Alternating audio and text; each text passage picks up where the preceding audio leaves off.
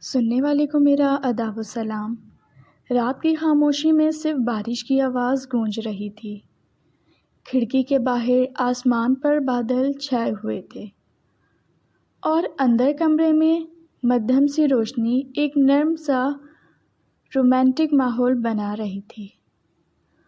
وہ دونوں آمنے سامنے بیٹھے تھے مگر دل جیسے ایک دوسرے میں گم تھے۔ اس نے آہستہ سے اس کے ہاتھوں کو اپنے ہاتھوں میں لیا۔ کیا تمہیں کبھی ڈر نہیں لگتا؟ اس نے دھیمی آواز میں پوچھا۔ وہ مسکرائی مگر آنکھوں میں ہلکی سی نمی تھی۔ لگتا ہے، مگر تمہارے ساتھ ہوں تو سب ٹھیک لگتا ہے۔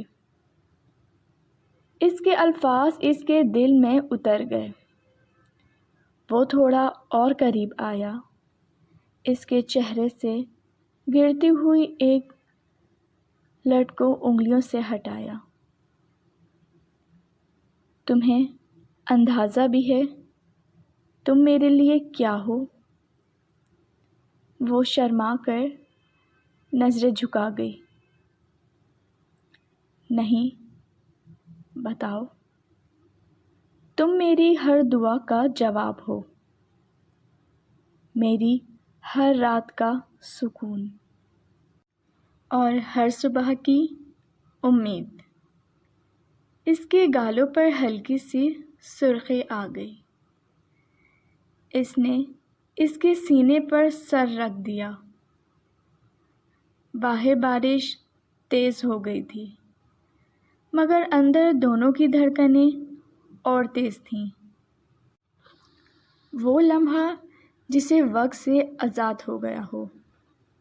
اس نے آہستہ سے اس کے ہاتھ کو چوما، پھر پیشانی پر ایک نرم سا بوسہ دیا۔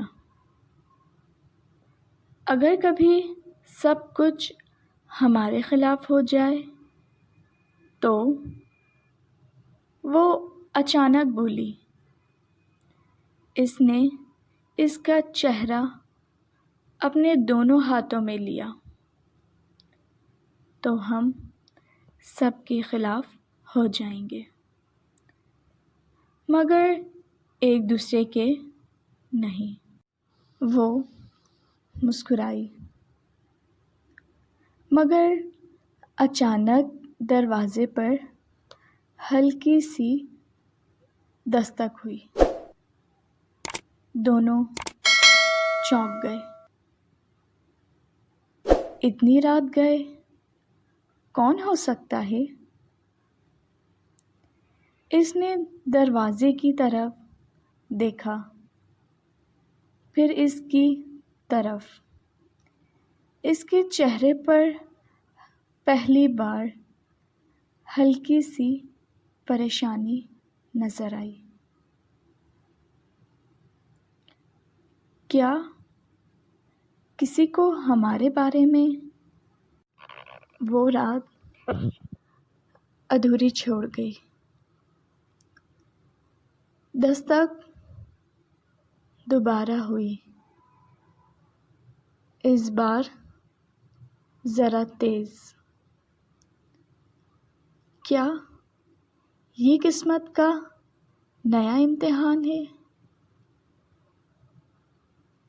یا کوئی ایسا راز جو سب کچھ بدل دینے والا تھا؟ رات ابھی ختم نہیں ہوئی تھی اور محبت کا سفر ابھی باقی تھا۔ اگر آپ کو یہ کہانی پسند آئی ہو تو پلیز ناول نائٹ کو سبسکرائب کیجیے۔ رکھیے اپنا بہت زیادہ خیال۔ کل ملوں گی نئی کہانی کے ساتھ۔ اجازت دیجیے۔ اللہ حافظ۔